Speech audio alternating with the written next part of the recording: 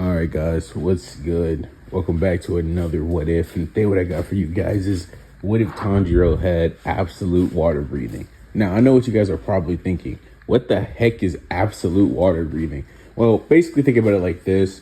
So, you guys know how in Demon Slayer, where characters, when they're using breathing styles, they're not actually creating the actual thing they're using. It's just like your imagination or what their imagination of what they're doing is actually happening. Well, yeah, today we're going to be giving Tanjiro the ability to actually conjure up water. And yeah, with that being said, let's dive into the what if right now. So we start our story off with Tanjiro, as you would probably expect, being normal. In fact, nothing changes about Tanjiro in this timeline. Everything happens the same. Even his parents getting not his parents specifically, but literally everybody in his whole family just gets killed. Honestly, there's no reason to talk about any of that because it all just happens like you would expect. In fact, we could honestly just flash forward to after the Giyu incident because it just doesn't matter, right? So after that happens, we basically see Odorokaki taking Tanjiro and Nezuko so they can begin training, right? So basically what we would see happen here once this starts is Tanjiro would undergo the same water breathing training he did in the original timeline at first. But the difference between Tanjiro in that timeline and Tanjiro in this timeline is Tanjiro would see water breathing as failed. He would see flaws in it. He would see something that didn't seem quite right. Why did Tanjiro see this? Well, because Tanjiro was secretly a prodigy. And I know that's a really trash reason to explain this, but Tanjiro was a prodigy. He could see the flaws in water breathing. When Sabito and Makimo would explain to him what he's going to need to do to destroy that giant boulder, Tanjiro had already figured out how much power he was going to need to destroy that giant boulder. You see, Tanjiro throughout his whole life was similar to his dad. And his dad, if you remember correctly, Tanjiro's dad was extremely strong, abnormally strong, in fact. But he was never actually a demon slayer. And so what I'm going to be saying is Tanjiro's physical prowess, along with his just prodigy and all that type of stuff, comes from his dad. So this would include his strength and his ability to understand how to fight at an extremely incredible level. Except unlike his dad, who never actually went into fighting in general, that was not the same for Tanjiro. Now that Tanjiro had begun his Demon Slayer training, he was right there in the brunt of it. He was right in the brunt of fighting now. And he was going to have to learn how to fight if he wanted to protect his sister. So what we would see Tanjiro go on to do is we would see him begin to start using water breathing very easily, learning all of the different forms of water breathing. He would even go on to learn from Sabito, which I'm just going to be saying this is possible, how Giyu was able to learn the 11th form, Dead Calm, which is not even some form that anybody else is even supposed to be able to use. But nonetheless, Sabito would explain to Tanjiro how that was possible, and Tanjiro would begin to even try to learn that. It would be harder than every other form, as this was literally a form that Giyu himself had created, for crying out loud. But of course, Tanjiro, being a prodigy, after about 12 months, a year, he would of course unlock this level of breathing. He would of course unlock the breathing known as, well, Dead Calm, the breathing style known as Dead Calm, not breathing. But of course, Tanjiro now having every single form of water breathing under his belt and having increased his power significantly. And honestly, Tanjiro had long since been capable of destroying the boulder. But the reason Tanjiro hadn't destroyed it is because he didn't think water breathing was complete. He didn't think this was as good as it could be. He would think that there was other things that he could do to improve it, which is where Tanjiro would begin to start doing even more intense training than what he was already doing, trying to learn a higher level of water breathing that he would dub absolute water breathing, the water breathing style that actually can make water itself appear out of nowhere. Now, just to explain this in a little bit more detail, this will not necessarily be Tanjiro doing some supernatural thing where he can somehow make water come out of nowhere. No, that's not necessarily what I want to say will happen, because why would Tanjiro just magically get the ability to do that? But more so that Tanjiro's breathing movements are so like the actual product that he's using, that it doesn't just look like, and it's not just an image in your head. It looks like he's that thing in real time to whatever he's fighting, which is why it's absolute water breathing. So when you see him using triple thrust fourth curve or all the other different water breathing forms that he has, it will literally look like this guy is straight up like water wheel. It'll literally like he himself is a wheel of water. That is what absolute water breathing is all about. And obviously absolute water breathing will possess many different forms that have absolutely nothing to do with just straight up water breathing 1 through 11. But yes, Tanjiro is already stronger than most Demon Slayers in general because he was able to learn Dead Calm, which in itself is a very powerful, well, demon slaying ability, right? Like that's a Hashira's level of technique, and Tanjiro had already put it under his belt. Tanjiro, from this point forward, would go on to make 3 more techniques during this time, and after he would go and make the 12th, 13th, and 14th form of water breathing, this is where Tanjiro would conclude that absolute water breathing had met its end. And the rest of the stuff Tanjiro would do is he would basically refine 11 through 1 of water breathing, basically making them even more powerful, similar to what Giyu actually had done as well. As if you didn't know, all of Giyu's abilities, or the water breathing styles that Giyu uses, are definitely way stronger than the ones that Tanjiro uses because he spent more time training them and getting more effective with them. So that would literally lead to him just being stronger. So that's what Tanjiro had done as well, refining them to their absolute core. Now, of course, because Tanjiro was a prodigy in this timeline and his body was more akin to his father's, his body was more akin to just being capable of learning whatever, and that would just basically be why he can learn water breathing so well. But his body would also still be extremely good for sun breathing nonetheless. I'm just saying that because he's a prodigy, that this would be a big problem, that his body has to be specifically accustomed to one or the other. So after all this is said and done and all this is finished, this is where we would then see Tanjiro be sent to final selection by Uraraka, where Tanjiro would go and he would fight none other than the Hand Demon, where he would easily defeat the Hand Demon with absolute water breathing. Which, by the way, I just want to say this real quick. Tanjiro would not do what I say normally and easily defeat everybody else there. Like, Tanjiro's not doing that. He's exceptionally powerful, like he's really strong, but he's not going to sit up there and defeat everybody there. That's not happening here. Like, I wish I could say that, but no, he's not going to protect every Demon Slayer because he's just not that strong. But he saved tons of lives that would have died in final selection, but obviously they're turned down from becoming, real Demon Slayers because Tanjiro had to save their life throughout, and that is obviously not what's supposed to happen. So after this is said and done, this is where we then see Tanjiro basically get onto Genya about attacking that lady from the Butterfly Mansion, or Kagaya's wife, I think. And after that's said and done, this is where we then, or maybe it was it was definitely his wife. So after this is done, this is where we then see Tanjiro as he would make his way to the next event, which would be none other than going back to Uraraki's house, where we would see Tanjiro meet Nezuko, who was woken up after 2 years of sleep. Remember, I said everything has went pretty much exactly like you would expect, so nothing different has happened up until this point. So what we then see happen next is we would see Tanjiro bid Uraraki farewell, as Uraraki will congratulate Tanjiro on reaching a new level of power for water breathing. And Tanjiro would nod his head and say, "Thank you, sir. That's really kind of you." As we would then see Tanjiro make it off with Nezuko to go kill Muzan. And this is where we would then see the story continue to go on as you would expect. Now, I'm not going to lie to you. Frankly speaking, nothing changes at all. Tanjiro would eventually meet the Swamp Demon. He would eventually beat it. He would literally just do everything like you would probably imagine. So I'm just going to skip until something would actually change. So the first thing that would actually change from this point forward would be where we see Tanjiro actually about to meet the encounter with Muzan. Now, Tanjiro would think he's pretty strong. He'd think he's pretty impressive, but he wouldn't actually think like, oh no, I can't beat Muzan. There's no way I can't actually beat him.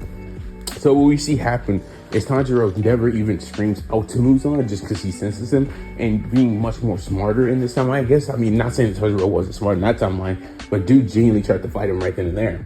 Tanjiro would think that if he tries that, Muzan might just turn some people into demons, so it might just be better for him to just avoid it altogether, which is exactly what would happen, as Tanjiro would just note Muzan was there, but he wouldn't actually scream towards him or anything to alarm him. So Tanjiro with Nezuko would just walk off. This leads to a couple of different events taking place. So first of all, Sazemaru and Mazemaru, I think, or I can't remember the demons' names, but basically they would never come after Tanjiro because Muzan would never have seen him with the Hanafuda earrings because Tanjiro never would have approached him, but he still would meet Tamayo and Yashiro, so that would still happen, and basically they would still make their plans, and so on and so forth. So after all that's said and done, basically just nothing bad happens to Tanjiro in this arc. So after that takes place is where we then see Tanjiro make it off to the mansion where the two brothers are there, and obviously Zenitsu and Inosuke are there. They all go in, and as you would expect, Zenitsu kills that one demon while falling asleep, and Inosuke would kill another one with his beast breathing techniques. And after all that is said and done, this is where we would then see Tanjiro easily be the lower rank Moon who got his, thing taken off the drum demon with absolute water breathing, which will shock Inosuke and Zenitsu. Well, not really Zenitsu, but Inosuke when he sees it, because he's just like, what the heck is that? Is this guy some Hashira level fighter? Which, just to clarify, yes, Tanjiro's Hashira level. I thought I made that pretty clear with the 11th breeding form that he also has under his belt. And Tanjiro learned 12 through 14 things that Giyu cannot do. So no, Tanjiro is definitely Hashira level. So after all this is said and done, the story we see Tanjiro basically be approached by Zenitsu, who would ask him why he's carrying a demon with him, whereas he would have to knock out Inosuke to stop him from trying to kill Nezuko. After this all happens, Zenitsu would chase around Nezuko, and Tanjiro would get angry. So once this is all said and done, this story would then see the group make their way to the safe house for demon slayers with the old lady, where Inosuke starts to show some character development. After this happens, they are summoned to Mount Nikibaru, or whatever, I don't know, you guys know what I'm talking about, as they would basically head there. The demon slayers would all be, and their job and objective is to basically take down all the demons, or basically their original objective is just to investigate, which is what they would go and do. So after doing some really cool investigating, this is where we would then see Tanjiro and Zenitsu and Inosuke and Nezuko basically make their way through the forest, where they would eventually encounter the spider family, with Tanjiro easily defeating like all of the spiders. Like he would defeat the father, he would defeat the mother, and of course Zenitsu would have got lost and fought that random fake brother and would almost be dead, just like you would expect, because I don't know why that would change. Inosuke would be shocked by how powerful Tanjiro is. Eventually they would run into Rui and the little sister, and Rui would try his best to attack Tanjiro. This would just not work because he has absolute water breathing, and this is actually where Tanjiro would showcase his first form, or his new form of water breathing. By the way, because of that, this would also be not the moment where Tanjiro would. Now, Nezuko would still unlock her demon blood art here, because Tanjiro would be, obviously fighting Rui. Rui's not just going to get negative death by Tanjiro, even if he is Hashira level. Actually, that's actually completely wrong. But it's more so to say Tanjiro doesn't really have the experience to negative diff Rui. He has the power to, but not the experience, is what I want to say. Kind of like how in the NBA playoffs, you need experience to get to the finals, and then need experience in the finals to then win it. Yeah, that's kind of what I'm going to say here. So he needs experience to be able to pull all this off. So what we would then see Tanjiro do is he would ultimately finally get the opening, thanks to Nezuko using her demon blood art, and Inosuke kind of doing his light support in the back, to then ultimately use the 12th form of water breathing that he had invented, which would be none other than water flood blockade. Which basically what that is basically, imagine Tanjiro basically appearing in front of you and basically striking you multiple different times going upward, and so basically you fall all the way to the ground. Now, I know that sounds very weird, but basically it's like you basically just got cut like a gazillion times. And of course, been getting cutting like a gazillion times. Basically, Tanjiro just cuts your body a bunch, basically, until there's nothing there, flowing like water to do so. And of course, he would obviously cut the demon's neck after incinerating their entire body. And of course, that would be the end of Rui, because there's no way he can handle the 12th form water breathing, which, yeah, it's pretty powerful. I mean, imagine somebody flowing like water completely to the point where they can literally cut you in a bunch of little pieces before you can even realize what's happening. And it looks like you're rising like a blockade, like a water. You get what I'm saying? So ultimately, after all this happens, this is basically where Rui would be defeated before Giyu and Shinobu even arrive. Shinobu arriving with Zenitsu first to heal him, and we would see Kano try to kill Nezuko, and Giyu would stop Shinobu, and Tanjiro would be able to actually protect Nezuko because he's not completely injured. He was just in a really tough fight, so he's just tired. But remember, he's a prodigy and has his dad's strength, so nothing too bad there. After all this is said and done, this Rui would then see them all make it back to the Butterfly Mansion, where the Hashira are all really mad at Tanjiro for going against their beliefs and rules. Of course, Tanjiro would say he doesn't care because his sister will become a human again, and that's his ultimate goal while even being in the Demon Slayers in the first place.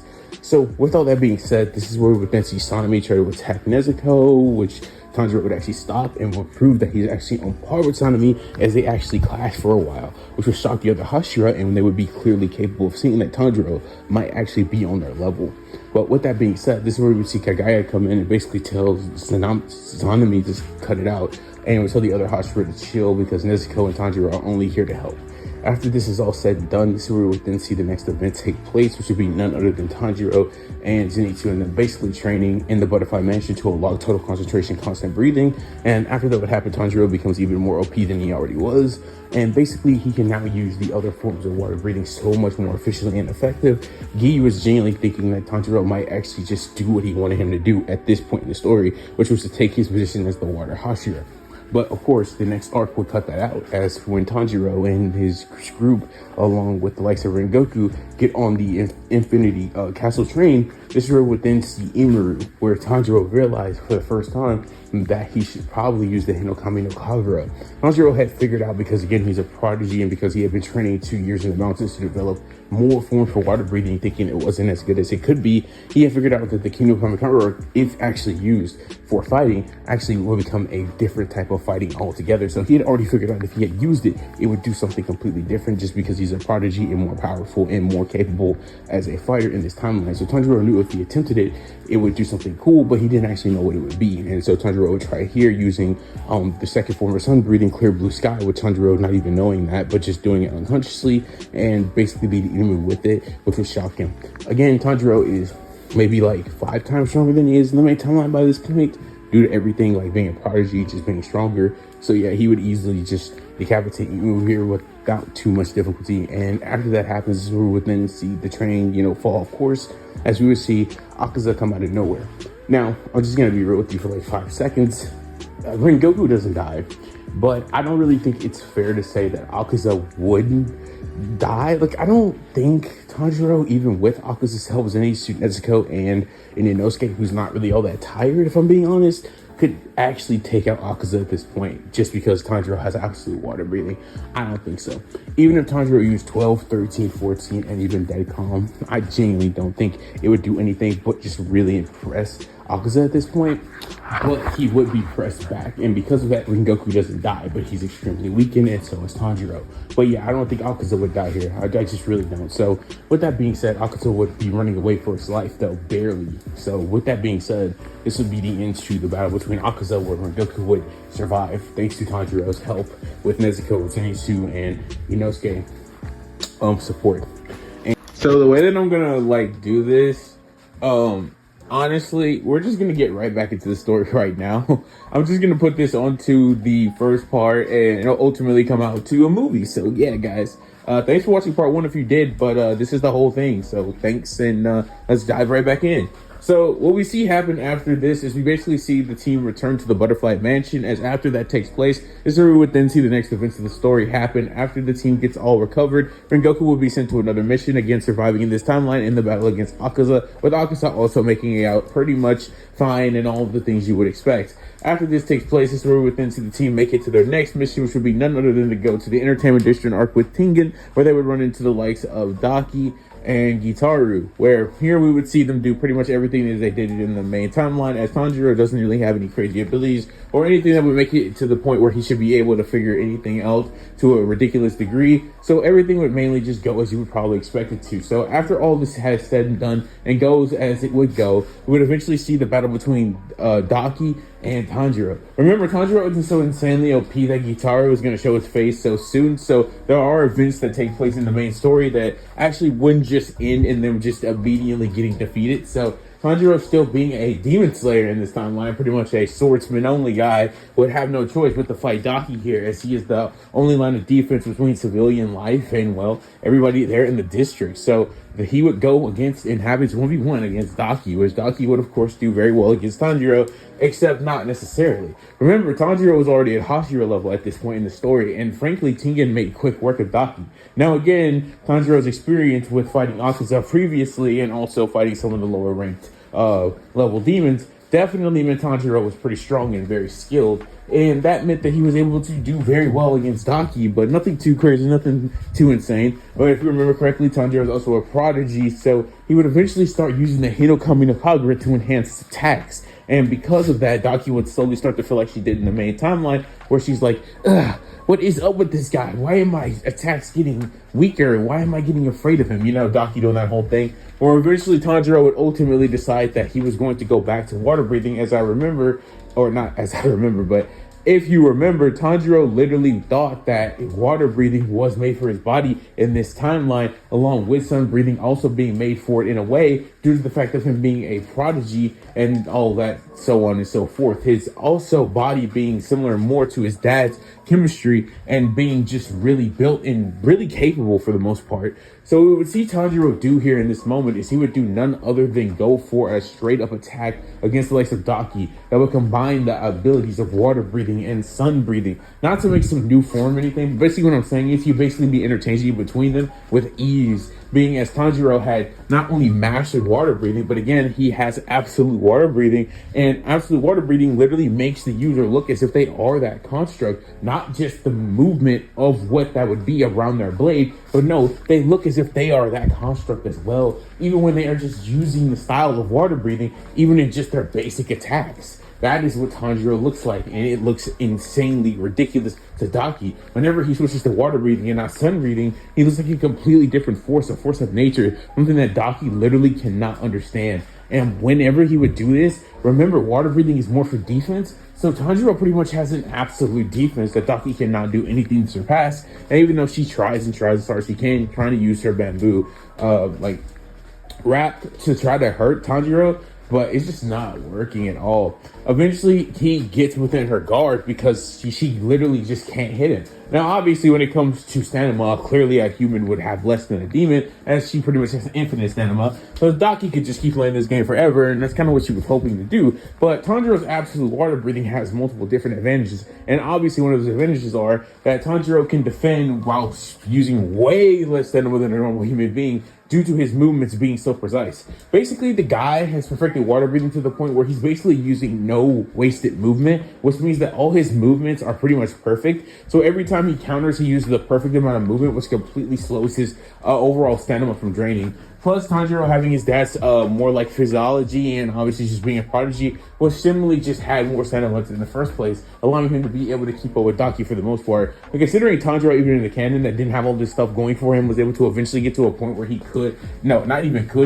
behead Daki, then I don't really think it's so crazy to believe that Tanjiro can straight up do that here. And that's exactly what would happen. But this is when Tanjiro would realize that Daki was just fine and okay and everything was all cool. As we would then see him basically be shocked by this, as he would fight Daki again and again, where he would behead her 2 more times. And Daki at this point is just shocked by how powerful Tanjiro is and how capable he is. Tanjiro is starting to get really worried and confused because she won't die, and that's actually a serious problem. Throughout Tanjiro's fights with demons, it's always been one decapitation and they're done, but Daki was changing the game up because Tanjiro did not know that Daki's secret technique or secret advantage is that you had to behead her brother. And well, since he did not know that, this gave Daki a pretty ridiculous advantage. Over to the point where we would eventually see, Tengen ultimately appear and eventually behead Daki himself, which is when Gyutaro would get mad and basically try to avenge Daki, which is the only reason why he basically comes out in the first place. Whereas when for some reason Tanjiro was doing it to her, I guess he didn't really care as much, but when Tengen did it, I guess it was like, oh, you just hurt my sister, I can't let it slide. Although I don't know why it was so different for, Tanjiro to basically behead her, and then nothing happened. It was just aggressive. But then as soon as Tengen does it, he's just extremely mad about it. I don't know. But nonetheless, we would then see Daki and Gyutaro then eventually start to go up against the likes of Tengen. Of course, since Tanjiro has absolute water breathing and has pretty much an absolute defense, and it's literally Hashira level, he would be capable of being way more of an assistance here against the likes of Gyutaro. So what we would see happen is we would see Nezuko, Zenitsu, and Inosuke take on the likes of Daki, where we would see Tengen, his 3 wives, and of course Tanjiro go up against the likes of Gyutaro, which, thanks to Tanjiro's water breathing and his absolute defense once more, is really bad for the likes of Gyutaro. But this is where we would then see Tanjiro showcase another one of his new water breathing techniques that he himself created, which would be none other than the 13th form, which would be called Swirling Vortex Wave.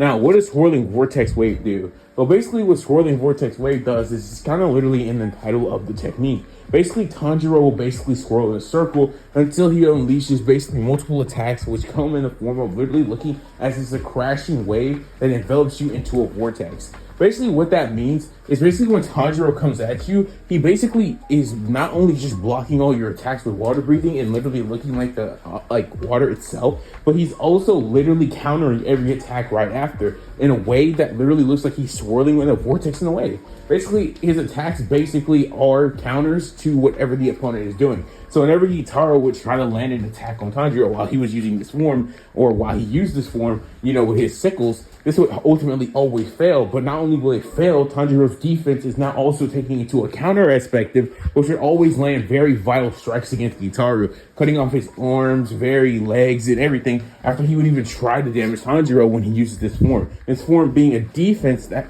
ultimately turns into a counter attack at the same time, thus the name Twirling Vortex Wave. And of course, with Tanjiro's proficiency in using it, it's extremely powerful and potent, especially considering this is a form meant to go after the already 10 strong water breathing forms, and of course after Giyu's none other than his 11th dead count form, Tanjiro had to make these forms have meaning and be very powerful and have their own specific intent, and this one was definitely one of the strongest, as with this technique it would catch demons not only off guard and be unpredictable, but it could lead to you slicing off their heads very easily, which is exactly what Tanjiro would do, because no demon would expect somebody to be able to move this fluidly, and not only that, be able to counter everything right after they just went and blocked it with their blade, especially not somebody like Tanjiro. So this style was best used once only, really, because it would catch your opponent completely off guard, and it would lead Tanjiro to cutting off Gitaro's head. Of course, this is where we would then see Zenitsu and Inosuke cut off Daki's head, just coincidentally at this time. I think I'll give him a break. Okay, I guess I'll give him a break this time. And of course, they start dying while bickering, and Tanjiro does what he would always do, which is tell them to stop doing that because they're brother and sister. And this is where we would see Tengen not die, or well, my bad. This is where we would see Tengen not like quit being a demon slayer, because there was no reason for him to do that, because he simply was not as injured. He wasn't nearly as poisoned. He had not lost an arm. So Tengen will continue to keep being a demon slayer and going on from this point forward. So after we see all of this take place, this is basically the end to the entertainment. There's Shark, as we would then see Tanjiro and his team make it back to the Butterfly Mansion once more. Now, of course, this is where we then have the obvious question that I know a lot of y'all may be asking me that I normally don't cover in my other what ifs, would be none other than the Swordsman Village arc. Will Tanjiro go there this time? And frankly, to tell you the truth, Tanjiro wouldn't go there immediately because he doesn't need a new sword, right? That's just something that he doesn't need. But Tanjiro would still end up going about, I'd say, a baby like 2 days later. The reason why Tanjiro would still end up going to the Swordsman Village arc anyways is not because he needed a new sword, but because basically he wanted to ultimately see if there was some way to get a new sword upgrade. Yeah, he wanted an upgrade for his sword, not that he needed a new one, so he wasn't initially going to go there, but he ultimately changed his mind to go there and thinking it would be a better situation for him to see what would happen there. So that's why Tanjiro makes his way there this time. And basically, the only thing you need to know about recovering this is basically Morichiro and Mitsuri, they both don't die. Mitsuri helps Tanjiro when it comes to fighting upper 6, upper 4, just like you would expect. And of course, since Tanjiro's there and has absolute water breathing, he's able to do extremely well against upper 4 this time around. Of course, upper 5 gets defeated by Mushiro with basically no difficulty. And honestly, again, nothing really changes in this arc except Tanjiro doing a million times better. He still trains against the Yoruichi Type 0 doll, of course, which he would be very more effective against, already being in Hashira level. And by training alongside this thing, Tanjiro gets 5 times stronger than he already was potentially. So he would be even more powerful now. And he would basically not even struggle with the upper moon, the upper moons, right? Like 4 and 5, like I was just saying. Of course, Michiro is the one who solos 5 anyway, so that's not really relevant. So yeah, upper 4 doesn't do that well at all. And with Mitsuri's help, yeah, they beat him. Tanjiro catches up to him in his small form. Nezuko still has that whole scene where she, steps into the sun because, well, basically it just happened because Tanjiro wasn't able to just look at Nezuko 1-to-1. So she would have accidentally stepped out into the sun. There's no going to be saying happens. And ultimately she would start burning it. Tanjiro would go to try to do it, but before he could, Nezuko would be able to stand in the sun. And, well, Tanjiro would be shocked by this along with everybody else. As this would be the end of the Swordsman's Village Strength arc, with obviously the demons basically being out of an upper 4, 5, and 6 at this time, just like in the main timeline. Not upper 3 like in most of my other what-ifs, because, well, that Akaza encounter didn't end in the death of Akaza, but it also didn't end in Rengoku death. So currently all of the Hashira are still alive in this timeline where we would then see the next arc take place, which would be none other than the Hashira training arc, as they would basically all head back, where Kagaya would tell them that it was time for them to get ready for maybe the final assault against Muzan, where they would all begin to train the Demon Slayers to push them to Hashira level, or to try to get some of them to get to Hashira level.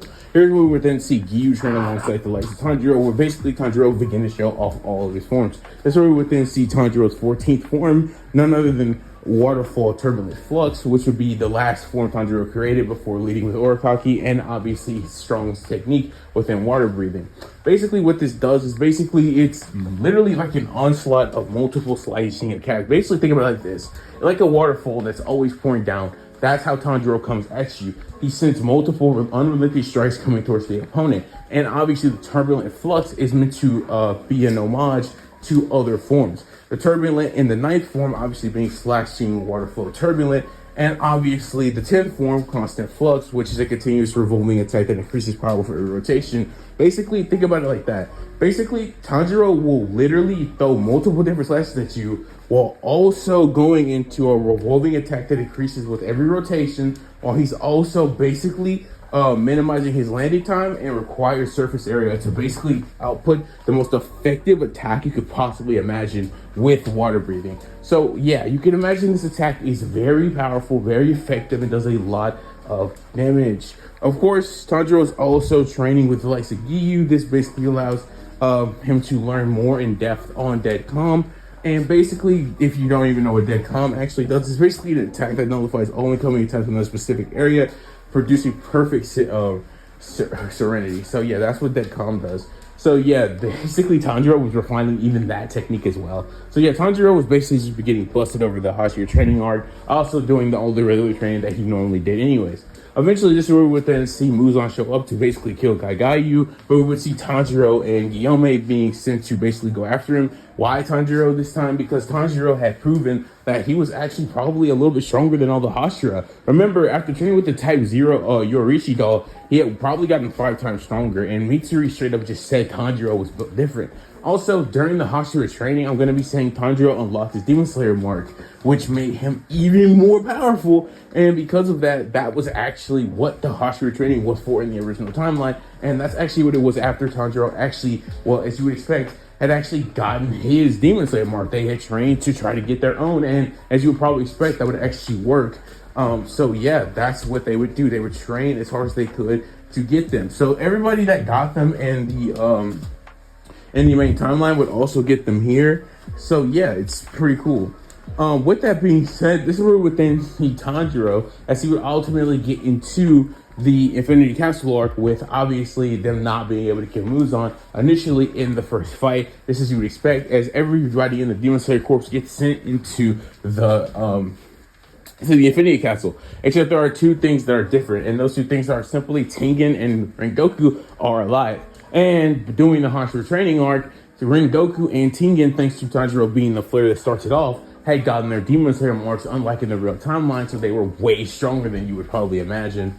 With this being said, and them all landing there, they would all begin to go off and have their own fights. So I'm going to be quickly explaining something that just straight up is different. So you know how Giyu and Tanjiro are the ones who go on to fight against Akaza in the main timeline? Well, that's not actually what happens here. What actually ends up happening here is Shinobu is actually accompanied by Giyu in this timeline as they go on to fight Dalma Upper 2. So basically, they would go to fight him, and basically that was what they would be doing. Whereas we would see the likes of Rengoku and Tanjiro going to go and fight the likes of Akaza together. So basically what we would see happen here is the battle between Rengoku and Tanjiro going up against the likes of Akaza. So yeah, I'm just going to tell you this because I don't know how to explain this to you. This is absolute water-breathing Tanjiro. And after clashing with Akaza for a couple of different strikes, and Akaza would immediately realize that thanks to the Hashira training, Rengoku had gotten even stronger. But when Rengoku pulled out his mark, it became very obvious that him and Rengoku were equals, which is not good, because that means Rengoku actually had the ability to behead him. But what's even worse is Tanjiro seemed like he was even a step above Rengoku in base. And when Tanjiro eventually realized that Akaza was too much and pulled out his Demon Slayer mark, yeah, this dude got overwhelmed and ultimately was looking like he was going to get beheaded very easily. But this is when we would see Akaza push it to another level, push out his ultimate peak. This being non-important because Tanjiro was still just sneaking while Rengoku took the full brunt with his Rengoku form. But yeah, ultimately Akaza gets beheaded and has that whole scene where it's like, I don't want to regrow my head, and then he just dies. So Akaza dies to Rengoku and Tanjiro, as we would probably expect, as this is where we would see the end to Akaza, and basically that would be the end to Upper 3, as Kokushibo and Doma and pretty much Muzan are pretty much the only true real threats here. As you would probably expect, Zenitsu still beats Kagaku, and basically we would see Nakime still lose to Mitsuri, except Mitsuri and Obanai are also now assisted with the likes of Tengen there as well. So yeah, Tengen, Mitsuri, and Obanai will go up against the likes of Nakime. So yeah, good luck, Nakime. You're kind of cooked, as Tengen has his Demon Slayer mark, and obviously Obanai and Mitsuri get theirs as well. So yeah, this is just not looking good for Nakime. And with that being said, this is where we would then also see the likes of Doma effectively being handled with the likes of Giyu and Shinobu. Of course, Shinobu died in the main timeline for Kano and Zenitsu, but Kano and Inosuke showed up. But thanks to Giyu being there and Doma having to take on two opponents, this was two Hashiras, and Giyu was also stronger than in the main timeline because he had been training with Tanjiro, who was actually really good at water breathing in this timeline. So this led to Giyu getting even better and refining his techniques even further. This would lead to a much stronger Giyu with a the same level of strength Shinobu to basically be able to hold off Doma to Kano, and basically Inosuke showed up, which would be great because now they can grant their own support. And with their support, it becomes a very, very bad wash in Doma's direction, with Giyu having his Demon Slayer mark and Shinobu's poison obviously being effective against Doma. After all these things basically collide, we would see Doma basically try to summon out his classic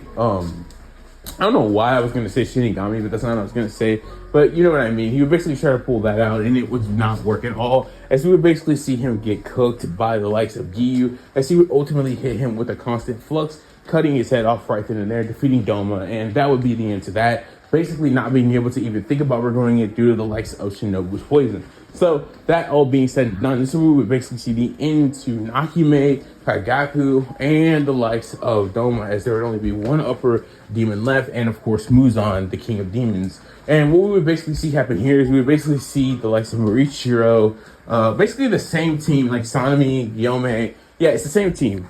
And of course, with Nakime dying, this leads to like the whole place getting destroyed, and because of that, that's where we would then see Kokoshiba. As I'm gonna be saying, we would see Kokoshiba and Muzan basically being pretty much the only demons left, as the rest of the demons were being taken out by the other half-baked demon slayers, like the really trash ones. But because of the hostile training, they are strong enough to at least take out basic demons, right? So they're basically finishing off the rest of the demons. So this is basically turned like a really bad way for them, as basically all the demons, like they were planning on like all the demons finishing off like the demon slayers and ending it tonight, or at least what Muzan thought would happen. But yeah, this is not the case. So after all this is said and done, this is where we basically see the rest of the team basically being together now, which is actually bad because that means Tanjiro is with the others and the others are with Tanjiro. So what we would then see happen is basically none of the Hashira have died again, and there's still 9 Hashira, and basically that's horrible for the demon side, even with Kokoshibu there and Muzan there. So what we would then see happen there is a nerf Muzan with Kokoshibu being active, but ultimately try to take on the likes of the Demon Slayers and see if they can actually win this out.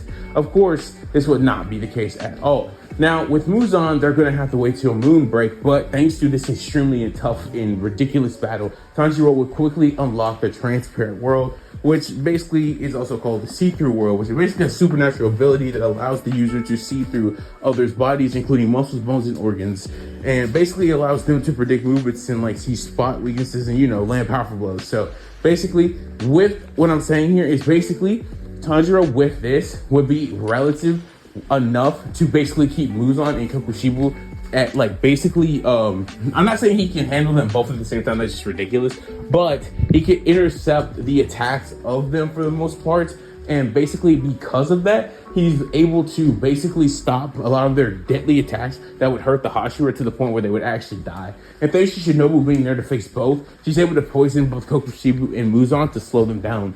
Basically, just as you would probably expect though, Kokoshibu eventually realizes that being a demon was wrong and basically just allows himself to die after he gets his head cut off twice, which would obviously happen because Sanemi, Tengen, Rengoku, the likes of Gyome, Genya, and of course Inosuke would probably go over there to help with that fight as well, as we'd also see Tanjiro slicing in it from time to time to also help, would obviously be able to take out Kokushibo a couple of times in the neck, being some of the stronger demon slayers obviously able to take down this demon, which will be the main focus for them to do, because once they take him down, then Muzan will be everybody's main focus. And of course Muzan will be trying to help Kokushibo out as much as he can, but to none of his avail, as he is nerfed, and the other demon slayers, especially Mitsuri with her love breathing, is very effective at wide area control, and getting support from the other demon slayers to stop that from happening. And with Shinobu's poison also being very effective here, we would see Muzan slowing down even more in movements. We would eventually see the likes of Kokushibo give in to basically his trauma and basically decide that it's better to just die. So Kokushibo would obviously go out and stop being a demon and basically accept being beheaded and die,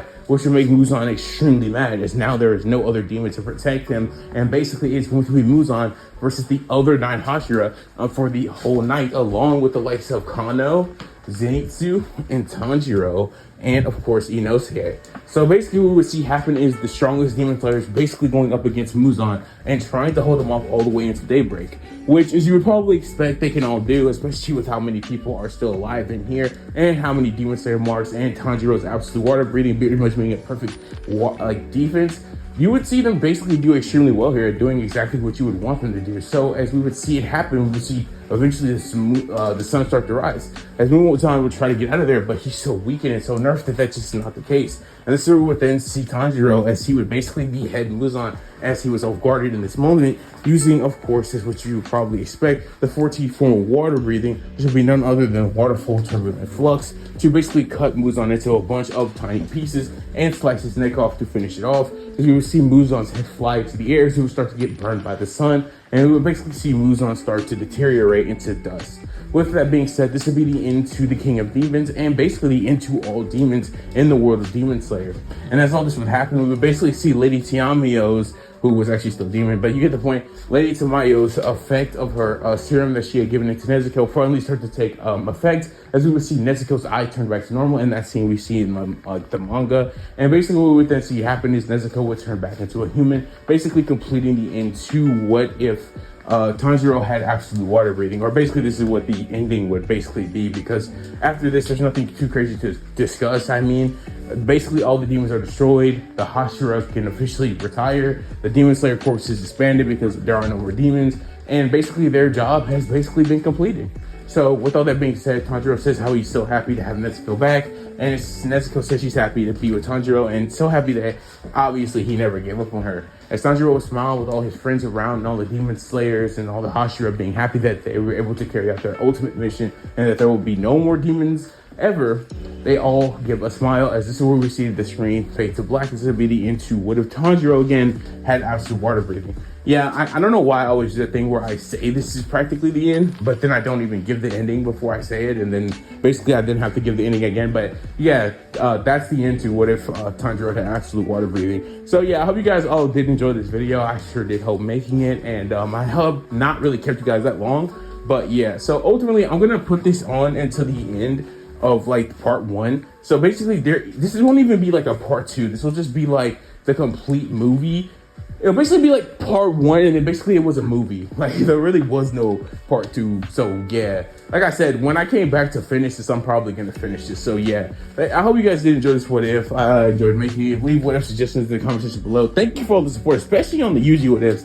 I see you guys really like the Yuji what ifs. I'm not saying I'm just gonna spam Yuji what ifs because you like them, but I'm just saying I see you guys like them. I did say I was gonna spam Yuji and Tanjiro what if, so that isn't necessarily wrong.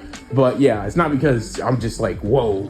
But yeah, thank you guys for all the support. I really appreciate it. And without further ado, I'm going to get up out of here. I've been Ian and What Ifs. Thank you for listening to this What If. And God bless. And I'm actually recording this on Easter. So yeah, a little bit more than God bless. I hope you guys are, praising the Lord to the max today because, well, it's Easter. But you guys know. So yeah, you should really just, go out your way to hopefully to read your Bible or do something today, spread the word. I had to feel the need to say that because, it is Easter Sunday. Yeah, I love how I say all this, and I didn't even go to church today because it's like, yeah, I got off work like early this morning. You get the point. So ultimately, yeah, but I'm going to get out of here. Yeah, but yeah, you know what I mean? God bless, and I'll catch you guys in the next What If. Deuces. I'm out, guys.